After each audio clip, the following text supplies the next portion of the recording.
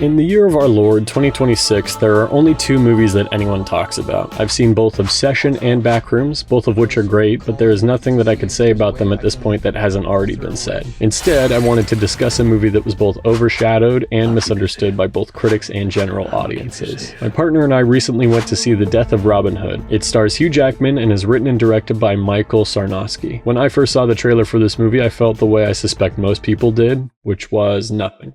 Felt nothing and immediately forgot all about it. That was until someone in passing mentioned that it was from the same director as Pig. I love Pig. I don't know anything about Robin Hood other than he steals from the rich and gives to the poor, but Pig, starring Nicolas Cage, is the best movie ever. It certainly wasn't for everyone. In fact, if you don't like Pig, you probably won't like this movie either. There are a lot of similarities between the two that I think alienate a significant portion of the audience that the advertising targets, but I'll continue with that in a moment. The photography was very solid. It wasn't particularly inventive, but for the tone of this movie, it worked. There are many long atmospheric shots that did a phenomenal job setting the stage. In addition to that, the costumes and sets were top-notch. Special props to Lorna O'Riordan and her team, as well as production designer David Mark Lee and set decorator Stephanie Ray. However, the centerpiece of this movie is without a doubt the performances. It was incredibly refreshing to see Hugh Jackman in something that isn't Song Sung Blue or Deadpool and Wolverine. It included Bill Skarsgård,